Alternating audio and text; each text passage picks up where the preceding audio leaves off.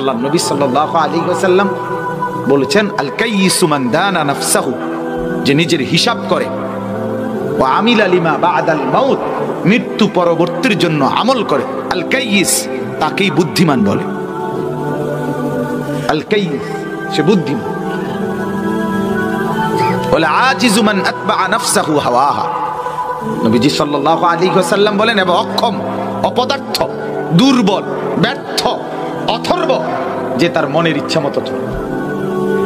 হাদিস, ওয়া তামান্না আলাল্লাহ, চলে নিজের ইচ্ছা মতো আর আশা করে আল্লাহর কাছে। আল্লাহ, মুখে বিড়ি, আল্লাহ ভরসা, আল্লাহ ভরসা, পকেটে হারামের টাকা, আল্লাহ ভরসা, ঘরে রঙিন টেলিভিশন, আল্লাহ ভরসা, চেহারায় দাড়ি নাই, আল্লাহ ভরসা। কি আল্লাহ ভরসা? কির উপরে কি করতে চাইছেন আপনি? আল্লাহ তাআলা নাফরমানির উপরে আল্লাহ ভরসা, এটা আল্লাহ বলছেন। কথা বলেন না কেন? আপনি মিথ্যে বলবেন, আল্লাহ ভরসা। আপনি ওজনে কম দিবেন, আল্লাহ ভরসা। আপনি নাফরমানিতে ডুবে থাকবেন, আল্লাহ ভরসা। এটা আল্লাহ বলছেন, এটা রাসূল বলছেন, কোন আলেম বলছে আপনাকে? আপনি কেমনে বললেন এটা আল্লাহ ভরসা? আল্লাহ ভরসা তখন মুমিন গুনাহ ছেড়ে দেয় যখন, মুমিন আর করবে না এই ওয়াদা দেয় যখন, মুমিন লজ্জিত অনুতপ্ত হয়ে মাফ চায় যখন, তো আল্লাহ তাআলা বলে, আমি ভরসা, আমার উপর থেকে নিরাশ হইও না, সব মাফ করে দিলাম। কিন্তু শর্ত হলো ছেড়ে দিতে হবে, শর্ত হলো আর করবা না, ওয়াদা দিতে হবে, শর্ত হলো লজ্জিত হয়ে মাফ চাইতে হবে, মাফ চাইতে হবে। বিড়ি খাইতে খাইতে আস্তাগফিরুল্লাহ, চা দোকানে বসে টেলিভিশন দেখে, মুখে বিড়ি, আস্তাগফিরুল্লাহ আস্তাগফিরুল্লাহ, ইডি নিও মানছে অন দেশটা বুঝি এই নি চলতে আছে। এবারে কয় আস্তাগফিরুল্লাহ, আমনের আস্তাগফিরুল্লাহর উপরে আস্তাগফিরুল্লাহ, বুঝেন না? আপনি যে আস্তাগফিরুল্লাহ কইছেন, এটার রূপে কি আস্তাগফিরুল্লাহ? এটা কি ধরনের আস্তাগফিরুল্লাহ হলো? আমাদের করাচি হযরত রাহমাতুল্লাহ আলাইহি বিশ্ববিখ্যাত বুজুর্গ ছিলেন, আরিফ বিল্লাহ হযরত মাওলানা শাহ হাকিম মোহাম্মদ আখতার রাহমাতুল্লাহ আলাইহি। তো ওনার একটা ঘটনা আছে, উনি একবার বলছেন, হজে যাইতেছেন উনি পাকিস্তান থেকে।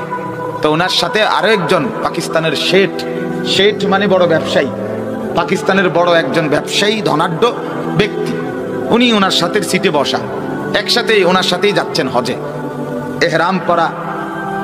তো বিমানের মধ্যে যে মহিলারা থাকে, বিমানবালা, এরা অনেক সুন্দরী হয় এবং এদের কাপড় অর্ধেক অর্ধেক কোম্পানি দিছে, যে দূর কিনছে দূর, সেটা তো আর তারা করতে কানব, কথা বুঝেন?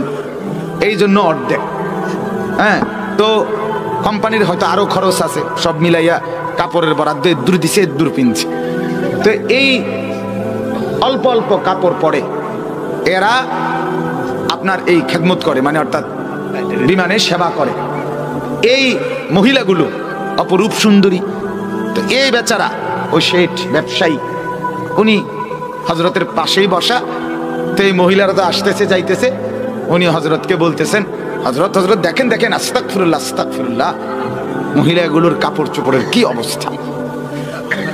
তো হযরত তখন বললেন, আরে ভাই, তোমার আস্তাগফিরুল্লাহর উপরে আস্তাগফিরুল্লাহ, পহলে তো নজর হটাও, ফির তো আস্তাগফিরুল্লাহ পড়ো। আগে তো কি সরাও? নজর সরাও। তুমি যে আস্তা পেটির দিকে ছাইয়া রইছো, ছাইয়া ছাইয়া কয় আস্তাগফিরুল্লাহ আস্তাগফিরুল্লাহ, দেখছেন নি কারবার কি দেখতে? তুমি তো দেখেই রইছো, তাহলে এইটা নিয়ে আস্তাগফিরুল্লাহ কোন? এই জন্য হযরত বললেন যে তোমার আস্তাগফিরুল্লাহর উপরে কি আস্তাগফিরুল্লাহ, পহলে তো নজর হটাও, আগে তো চেহারা সরাও, আগে মহিলার থেকে নজর নামাও, ফের পড়ো আস্তাগফিরুল্লাহ, এরপরে পড়ো তুমি কি আস্তাগফিরুল্লাহ, তাইলে না। এই জন্য বাপ রাগ হইয়েন না, বলার উদ্দেশ্য হলো ছেলেরা মাশাআল্লাহ যারা বসছো ভাই, আলহামদুলিল্লাহ, আল্লাহ বসাইছে, আল্লাহ বসাইছে, তুমি বসো নাই, আল্লাহ বসে। আল্লাহ চাচ্ছে তোমার একটু পরিবর্তন, আল্লাহ চাচ্ছে তোমার একটু ভালো, খোদার কসম, এই জন্য বসাইছে, এই জন্য বসাইছে। আল্লাহ তাআলা দয়া করেই বসাইছে। অতএব মেহেরবানি করে অল্পটুকু সময় আমরা একটু মনোযোগী হই, আল্লাহ আমাদেরকে তৌফিক দান করে। তো আমরা বলতেছিলাম এই মুহূর্তে রমজান, আলোচনার মূল কেন্দ্রবিন্দু শুধুই কি রমজান। এবং আল্লাহ নবী সাল্লাল্লাহু আলাইহি ওয়াসাল্লাম লাগাতার 2 মাস রমজানের জন্য দোয়া করতেন, 2 মাসে বরকত চাইতেন, আর বলতেন আল্লাহ বরকত দিতে দিতে রমজান পর্যন্ত পৌঁছায় দেন। তাহলে এই মুহূর্তে আমাদেরও হিসাব, যার আল্লাহ বিবেক দিছেন, আল্লাহ তাআলা যার কলিজার ভিতরে আখিরাত আর পরকালের ভাবনা দিয়েছেন, বাপ প্রত্যেকে আমি এবং আপনি মূল ফিকির করবেন যে সামনে রমজান, রমজান মাহে রমজান, মাহে রমজানের জন্য দোয়া করেন, আল্লাহর কাছে বলেন যে আল্লাহ আর অল্প কয়টা দিন হায়াত ভিক্ষা দেন। আল্লাহ রমজানের চাঁদ না দেখাইয়া আপনি মাহরুম করবেন না, তীরে এনে তরি ডুবাইয়েন না। মাওলা দেখা যায় রমজান আর অল্প কয়টা দিন, 1 মাসও নাই, এই 20-22 দিনের রমজান বাকি। আল্লাহ আপনি এই কয়টা দিন হায়াত দিয়ে রমজানের চাঁদ পর্যন্ত পৌঁছান, রহমত মাগফিরাত আর নাজাত দিয়ে জান্নাতি করে দেন। তাহলে প্রথম আমাদের কাছে এই মুহূর্তের করণীয়, বাকি দিনগুলো রমজানের অপেক্ষায় দোয়া করা, এটা হলো আমাদের ইমানদার হিসাবে এই মুহূর্তের প্রথম কি করণীয়। দ্বিতীয় করণীয় কি? দ্বিতীয় করণীয় হলো কিছু নফল রোজা রাখা। এখনই কিছু নফল রোজা রাখা, 2টা হোক, 4টা হোক, 5টা হোক, নফল রোজা। রাসূলুল্লাহ সাল্লাল্লাহু আলাইহি ওয়াসাল্লামের আমল ছিল রমজানের পূর্বের মাসে তিনি বাকি 11 মাসের চাইতেও বেশি নফল রোজা নবীজি শাবান মাসে রাখতেন। আম্মা জান আয়েশা রাদিয়াল্লাহু তাআলা আনহা তিনি ইরশাদ করেন যে শাবান মাসে, মানে রমজানের আগের মাসে, মানে এই যে এখন যেই মাস চলতেছে আরবি, এই মাসে নবীজি এত লম্বা, এত লাগাতার রোজা রাখতেন। তিনি বলেন মাঝে মাঝে মনে হইতো যে না জানি এইবার শাবানে আর রোজা ছাড়বেনই না, একবারে রমজান সহ পুরাইয়া তারপরে থামবেন, এরকম টানা রাখতেন, এরকম টানা রাখতেন। আমার এক ঘনিষ্ঠ মানুষ, দাওয়াত ও তাবলীগের সাথী, কুমিল্লা ক্যান্টনমেন্টের ডাক্তার সাহেব, আলহামদুলিল্লাহ বলতেছে হুজুর আমি নিয়ত করছি, যেদিন বলছে সেদিন বলতেছে 33টা রোজা হয়েছে লাগাতার, নিয়ত করছি রমজানের আগে 60টা রোজা পুরা করব। কি মুসলমান, কেমন ইমান! তো এই জন্য বললাম আল্লাহ ওয়ালাদের ফিকির কেমন। আজ ডাক্তার সাহেব দাওয়াত ও তাবলীগের বরকতে আল্লাহ তাআলা তার কলিজায় কি পরিমাণ মহব্বত দান করছে যে 60 রোজার আগে পূরণ করে। তাহলে রমজানের 1 মাস, তো 3 মাস কি হলো রোজা হলো। এবারে যেই কথাটা বলতে চাই, পুরা একটা বছর, আমার হায়াতের পুরাটা বছর আল্লাহ তাআলা বলছে বান্দা তুমি আমার ইবাদত করো, তুমি আমার ইবাদত করো, তুমি আমার ইবাদত করো, তোমারে বানিয়েছি আমার ইবাদতের জন্য, তুমি মুত্তাকি হইবা। বলতে বলতে বলতে বলতে বলতে 11 মাস ধইরা আল্লাহ পাক দেখছে বান্দা আমার যাই ইবাদত করছে, এবার আল্লাহ যেন বলে বান্দা হইতো তো না, ইবাদত যাই করছো 11 মাস পুঁজি তো আইয়ে না, জান্নাতি তো হইতে পারতা না, জাহান্নাম থেকে তো বাঁচা সম্ভব না, ইবাদত তো কম, বন্দেগী তো বান্দা কমই হইল, কেমনে করবা? আল্লাহ তাআলা বলে আহা মালিকের দয়াটাই এটা। রব্বুল আলামিন 11 মাস ইবাদত করো, তাকওয়া মিলবে, তাকওয়া মিলবে, জান্নাতি হবে। এটা বলতে বলতে 11 মাস পরে আল্লাহ পাক যখন আবার দেখলেন যে আমার বান্দা 11 মাসের বন্দিগি দিয়া পূর্ণ তাকওয়া হয় নাই, পূর্ণ তাকওয়া না হওয়াতে জান্নাতে তো যেতে পারবে না, আল্লাহ তাআলা আবার বলতেছে না রে বান্দা বিশ্বাস কর, তোরে মানুষ বানিয়েছি আমি আল্লাহ আমার জান্নাতেই দেওয়ার জন্য। গরু বানাই নাই, ছাগল বানাই নাই, কুকুর বানাই নাই, বিড়াল বানাই নাই, বিশ্বাস করো বান্দা জান্নাত দেব বলেই তোমারে বানাইছি, যত্ন করে বানাইছি, নিজের হাতে বানাইছি, মায়া করে বানাইছি, গোটা কায়নাত দেখে তারপরে তোমারে সবচেয়ে সুন্দর করে বানিয়েছিলাম। তুমি যেমন আহসান, আমি তোমারে জান্নাত দিতে চেয়েছিলাম আহসান, তুমি যেমন সবচেয়ে সুন্দর, পুরস্কারও দিতে চেয়েছিলাম সবচেয়ে সুন্দর, কিন্তু ইবাদতে তো আগাইতে পারলা না, তাকওয়া তো পূর্ণ হলো না, এখন কি করি? বানাইছি জান্নাতের জন্য, ফেলে দেই কেমনে? তো আল্লাহ তাআলা দয়া করে বললেন ঠিক আছে 11 মাসে ইবাদত করলে তাকওয়া হইতো, তাকওয়া হইলে জান্নাত হইতো, যাও আমি দয়া করে কমাইয়া দিলাম, মাত্র 1টা মাস এইবার দিলাম, ওই 1টা একটা মাসে ওই একই কথা করো ইবাদত, হয়ে যাবে মুত্তাকি, ওই 1 মাস পরেই চলে যাবে জান্নাতি। এজন্য পুরা ইবাদতের পরে বলছে লাআল্লাকুম তাত্তাকুন, আর এখানে আইসা শুধু রমজানের পরেই কইছে কি লাআল্লাকুম তাত্তাকুন। দেখছেন, ইয়া আইয়ুহাল্লাযীনা আমানু কুতিবা আলাইকুমুস সিয়াম কামা কুতিবা আলাল্লাযীনা মিন ক্বাবলিকুম লাআল্লাকুম তাত্তাকুন। এই আগেও বলছে উবুদু রাব্বাকুম, আমার ইবাদত করো, তাহলে কি হবে? লাআল্লাকুম তাত্তাকুন, মুত্তাকি হবে।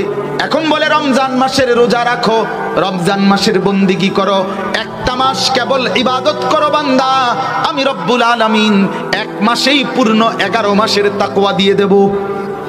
আর 1 মাসেই রব্বুল আলামিন বলে তাকওয়া দিয়ে জান্নাতে পৌঁছিয়ে দেব। সুবহানাল্লাহ, বলেন আলহামদুলিল্লাহ। আমার দিল খুব মজা লাগে এটা ভাবতে।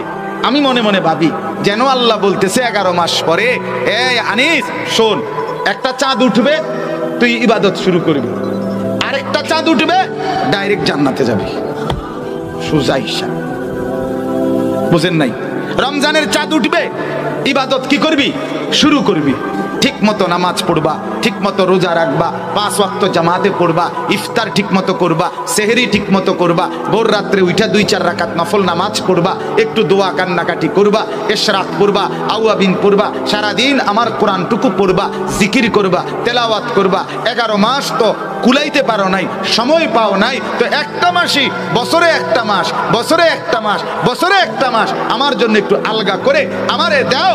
আমি আল্লাহর কাছে 1 মাস পরে, রমজানের পরে ঈদের চাঁদ তুলবো, তোমারে জান্নাতে পৌঁছবো। এরপরও যদি কোনো বান্দা মাহে রমজানকে কদর না করে, এটাই বলা যায়, আমি বুঝি তার কলজাটা যদি ছিঁড়া আলটা করান যাইতো, তাহলে রিপোর্ট আসতো এই নাফরমান মূলত জান্নাত চায় না, মূলত জান্নাত চায় না। তার কথা হলে আমার এগুলো লাগবে না হুজুর, যত কথাই করে আপনি হুদা বিরক্ত করেন না আমার। আমি যাইতাম না হুজুর, কি লেগে আপনি সাফাসাফিটা করতেছেন অনর্থক। যাইতাম না আমি, যেটা আমার দরকার নাই, যেটা আপনি বেহুদা আমার কেন এই পেরেশানিটা, বিরক্তটা করতেছেন। এই হলো নাফরমানের কি হালাত, এই হলো হালাত। নাই তো আল্লাহ তাআলা, আমার শায়েখ আল্লামা মুফতি মুশতাকুর নবী সাহেব বলে, আরে বাপ, রমজানের একটা মাস, বছরে একটা মাস, এই কথা বলে বলে আমরা যা করি এটা না করে বছরে একটা মাস আমাদের উচিত ছিল এটা বলে বলে আল্লাহর বন্দেগী বেশি করি। আমাদের হালাত কি? হযরত বলছেন বছরে একটা মাস, এই কথা মনে করিয়া রমজান মাসে ইফতারির আইটেম কমপক্ষে 18 আইটেম, কি এরুমকা আও কইেন না, বছরে একটা মাস, ঠিক কিনা বলেন না? বছরে কি একটা মাস, এই জন্য খানা, এই জন্য খানার এই আইটেম বছরে একটা মাস। সেহরি, সুবহানাল্লাহ, এই অবস্থা কা ভাই, কই সব সময় কি আর আইনি রমজান, বছরে একটা মাস, বছরে কি একটা মাস। তারাবির পরে আবার অতগুলো খানা নিয়ে বসে, কি এরুমকা, বছরে একটা মাস, সব সময় কি আর এরুম সুযোগ হয়? বছরে একটা, বছরে একটা। আপনার বিবি, বাচ্চা, স্ত্রী, ছেলে, মেয়ে বাজারে ঘুরছে ঘুরছে ঘুরছে, কি এরুমকা জিজ্ঞাসা করবেন, হুজুর বছরে একটা ঈদ, বছরে একটা ঈদ, বছরে একটা সিজন, বছরে একটা মাস। ব্যবসায়ী, বছরে একটা মাস। দোকানদারের বছরে একটা মাস। সে মনে করে বছরে একটা মাস রমজান। আমার শায়েখ ওই দিনও বলছে বারবার, কাপড় বিক্রেতা কর্মচারীকে বলে, আরে বছরে একটা মাস না, কটা দিন কষ্ট কর, রাত যাক, এই শেষের দিকে আর 3টা দিন, আর 60টা দিন, আর 2টা দিন, এ চাঁদ রাত, আর মাত্র কালকার থেকে তুই জন্মের ঘুম ঘুমাইস।